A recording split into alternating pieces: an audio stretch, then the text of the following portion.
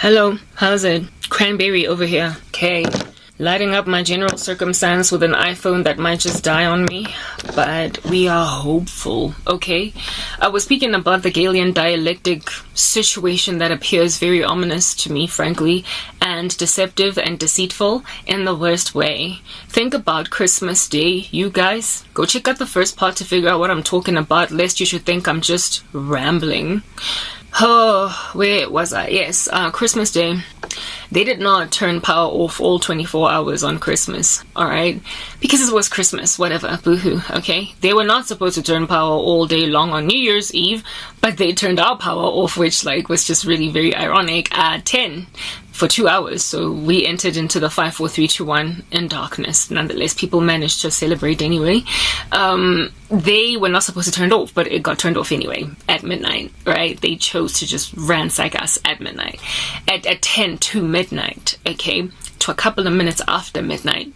Alrighty, so if they claim that power plants can't deal, they can't handle, they're choking it up a storm and everything is dying, and that's why they have to keep on pretty much taking away our peace and our joy. They should not have been able to power us up for Christmas on some, we'll give you legroom today. I don't know, look, guys, this is just reasonable, rational thinking. Think about it this way. Imagine a person that is in hospital with terminal cancer. It is metastasizing at the rate of bullets, literally exiting the barrel of a gun.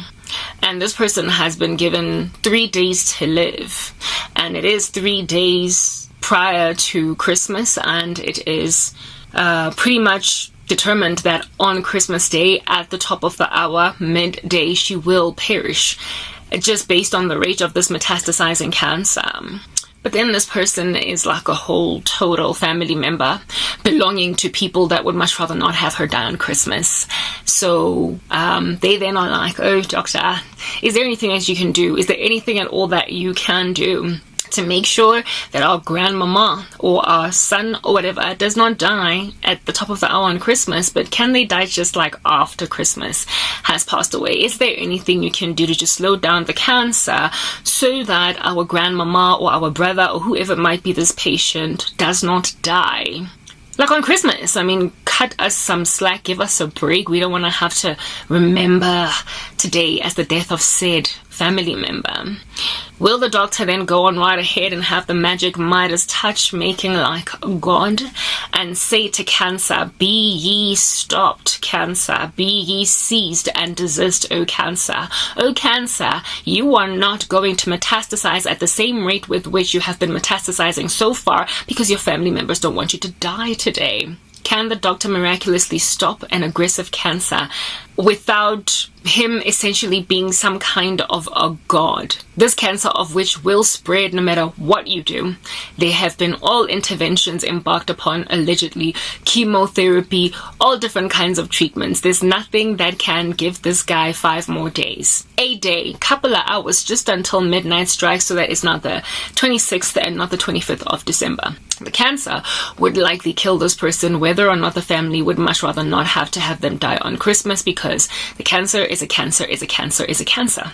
Do you understand? And it is also spreading at a rate that it is spreading, and that it is spreading, that it is spreading, that it is spreading. And so there is literally nothing you can do about an inevitability of it just packing up at a certain time.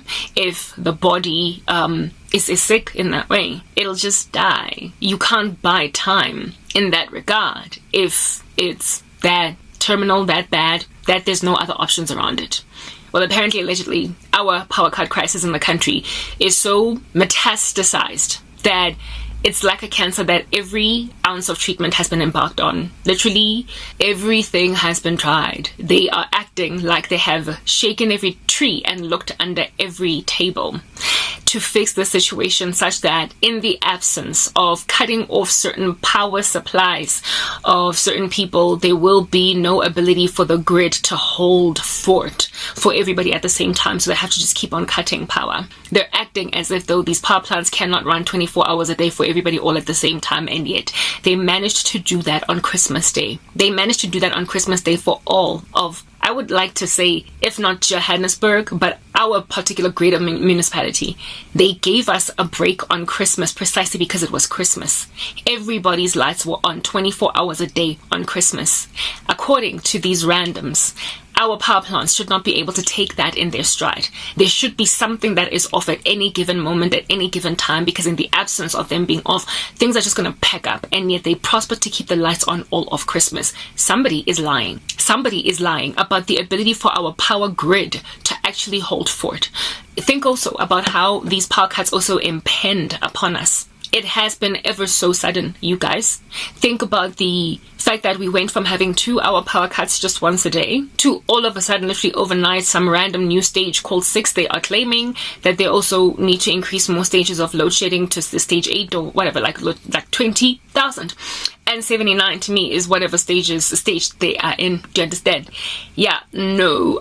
We went from having power comfortably at least for 20 to 22 hours a day to all of a sudden, like literally being nipped in the bud 8 of those hours without any discretion, like 8 to 10 of those hours with no discretion.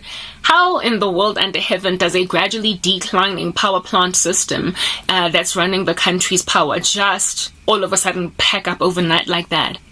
While initially it looked like the impending metastasization of a cancer that is gradually eating away at said patient. Like literally we went from having 1 2-hour power cut perhaps 3 times a week to all of a sudden 3 to 4 2-hour power cuts, and then they went on and graduated that situation to one of the power cuts sometimes even being as long as 4 hours. They have manufactured a situation that was not there just day before, and it impended upon us ever so suddenly.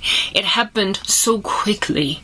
It just pounced on us so quickly that it did not even feel neither look gradual, like something that's just packing up, like a vehicle that you're driving on the highway, despite hearing that it's kind of got a funny noise, despite gauging that it's kind of got a funny smell coming from the exhaust fumes, despite recognizing that there's like, a plume of smoke when you pull off that has a strange color.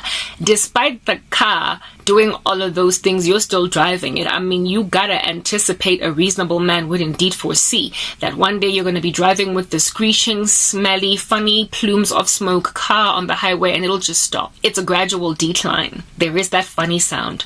Your brakes screech when you press on them. So of course, it's just going to pack up one day.